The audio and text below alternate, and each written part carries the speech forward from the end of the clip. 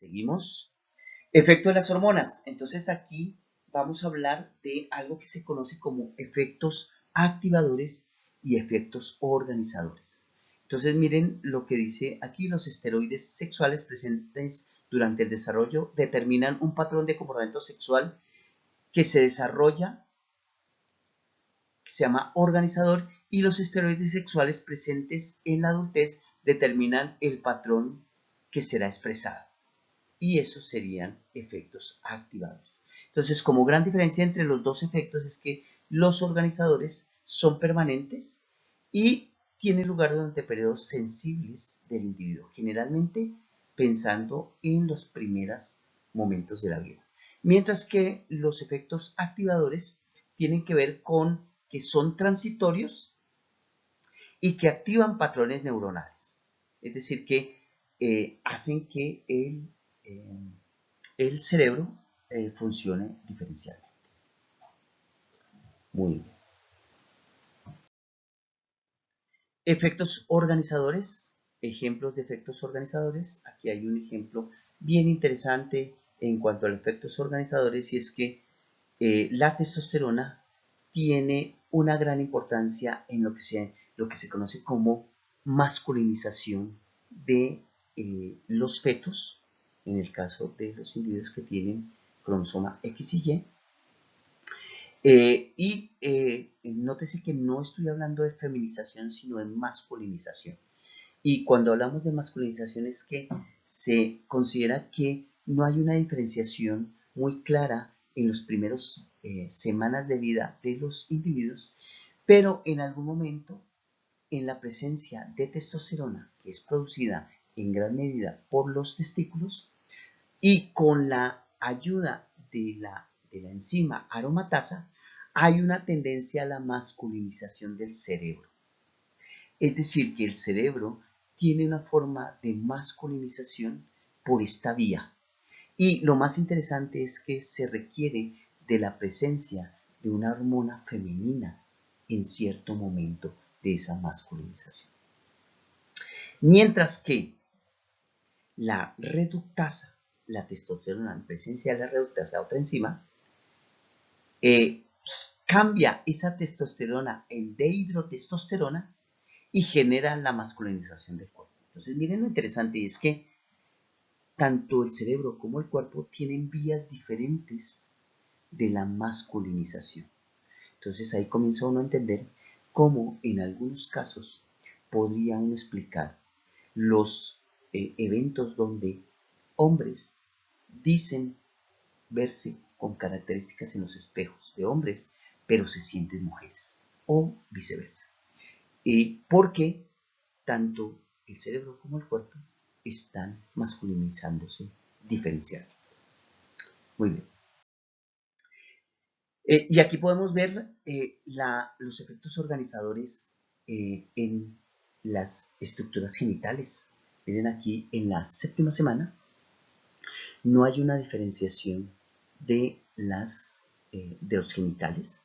Y después de la 7ª semana, en la 10ª semana, miren, ya hay una diferenciación en genitales masculinos y genitales femeninos.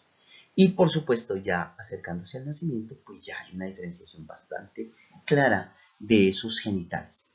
Lo que quiero llamar la atención es los colores de los tejidos. Si ustedes ven aquí, los colores se repiten, y eso querría decir que son tejidos homólogos, es decir, que lo que se encuentra en los genitales masculinos tienen su par en los genitales femeninos. En este caso, por ejemplo, el escroto tiene su par de tejido en los labios externos del aparato genital femenino.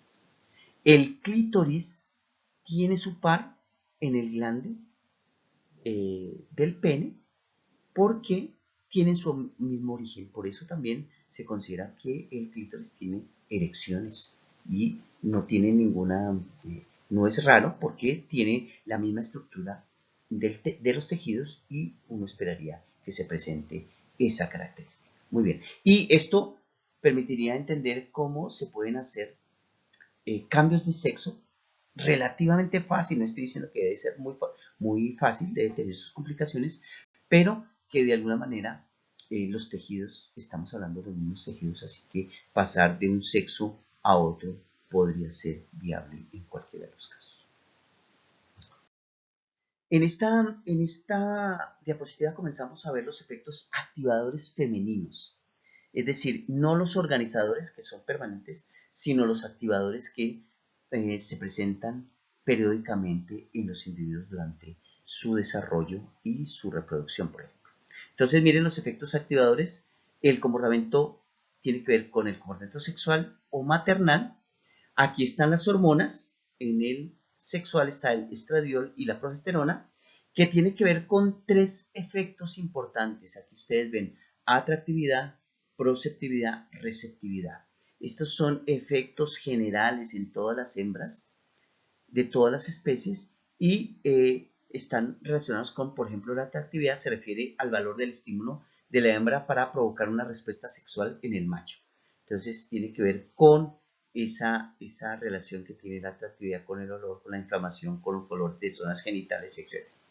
La proceptividad se refiere a la conducta activa realizada por la hembra para establecer o mantener la interacción sexual, posturas o presentaciones.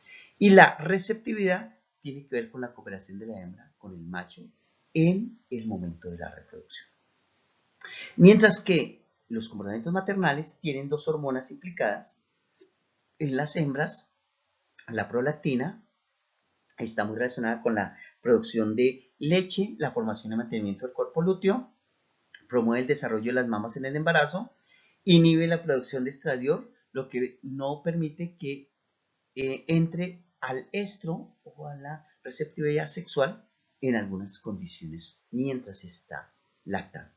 Mientras que la oxitocina permite la secreción de la leche.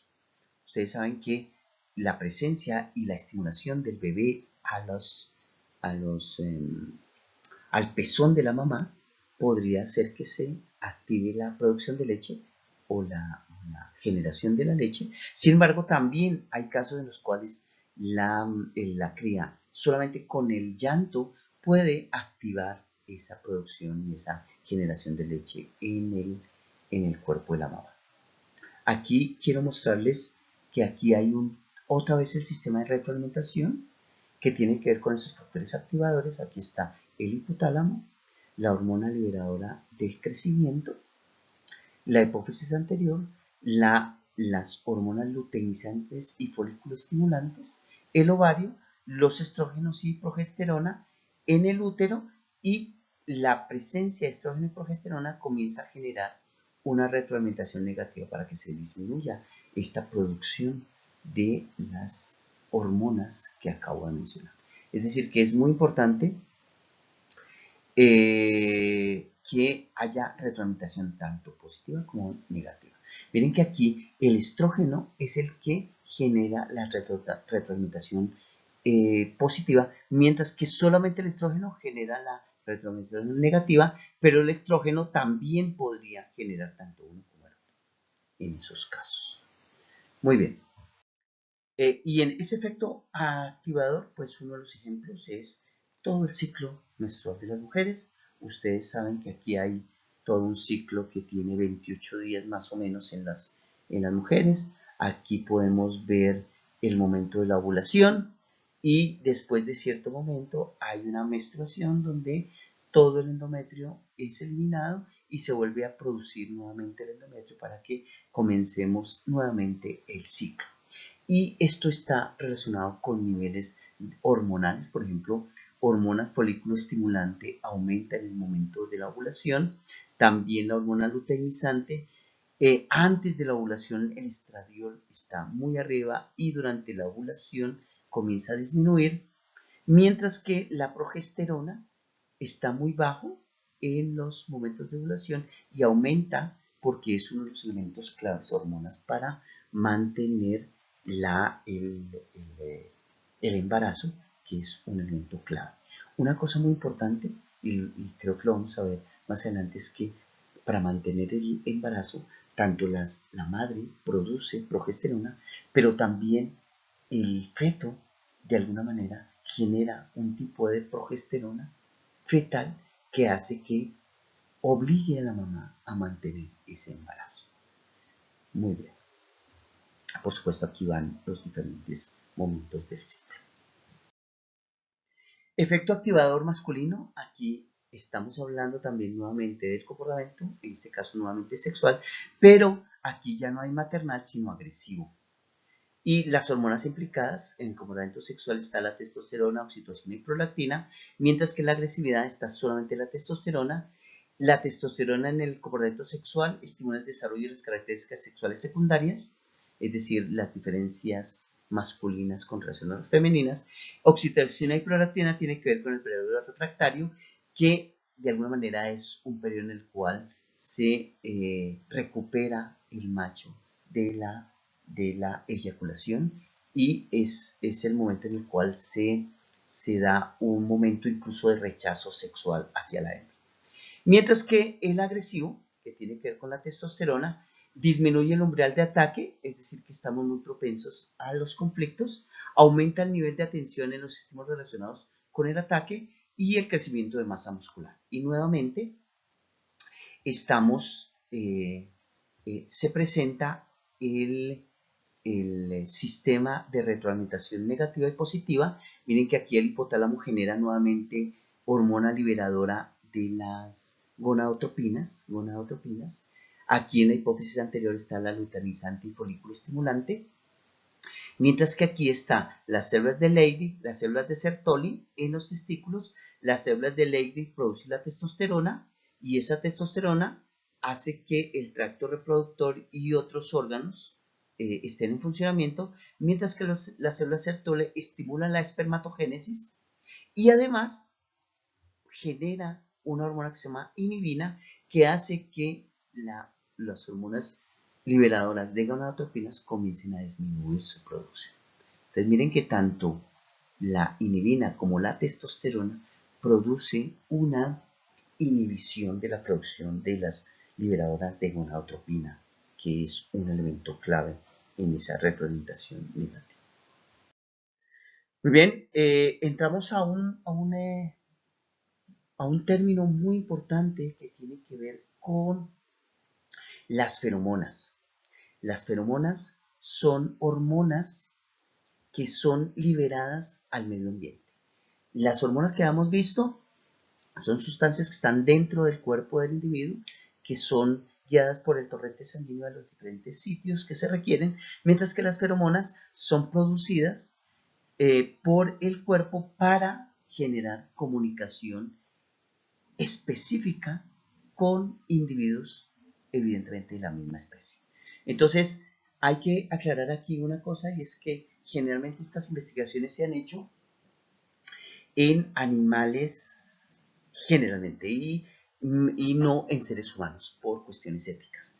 Pero en algunas ocasiones podemos entender que hay algunos efectos muy parecidos en el ser humano con relación a las feromonas. Entonces miren lo que dice aquí, las feromonas son sustancias químicas que sirven para transmitir información entre conespecíficos.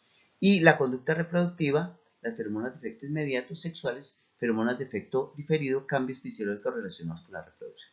Entonces aquí hay el nombre del efecto, las consecuencias de ese efecto y el beneficio de ese efecto. Entonces el efecto Vandenberg, que tiene que ver con feromonas del macho que afectan la receptividad sexual de la hembra, y el beneficio se coordina la reproducción entre machos y hembras. Es decir, que la presencia tanto de machos como de hembras podrían afectar la reproducción y los comportamientos del sexo opuesto. El efecto Bruce, el macho induce el aborto, la hembra se prepara para un nuevo embarazo, y es que la presencia, y se han hecho con ratones, la presencia de machos que no son parte del grupo podrían hacer que se interrumpa el embarazo de una hembra, produciendo un aborto espontáneo, y eso podría de alguna manera favorecer tanto al macho como a la hembra en algunas circunstancias. Y el efecto Witten, que lo conocemos mucho en el ser humano, y es el macho produce sincronía en el estro de la hembra, el grupo puede cooperar en la alimentación y protección de la cría, ese es el beneficio, y es que la presencia de machos en un grupo de hembras podría acelerar esa coordinación del ciclo reproductivo.